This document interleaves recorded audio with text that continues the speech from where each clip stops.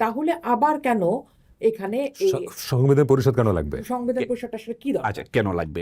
এই আমার মনে হয় পুরো গত ১.৫ বছরের আলোচনায় এই বিষয়টা ব্যাখ্যা করে কোথাও কোনো আলোচনা হয়নি যে কেন এটা আলাদাভাবে আবার জাতীয় মানে সংসদে বা গণপরিষদে আবার তুলতে হয়।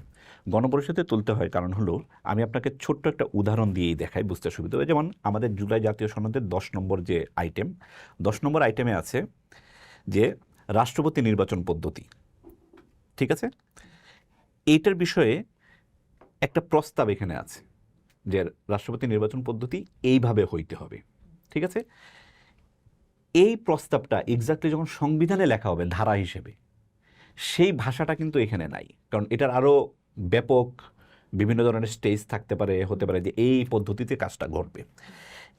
একটু আগে আমি যে উদাহরণটা দিলাম যে একজন ২ মেয়াদের বেশি প্রধানমন্ত্রী হতে পারবে না, এটা একটা নীতিগত সিদ্ধান্ত যেটা সনদে আছে।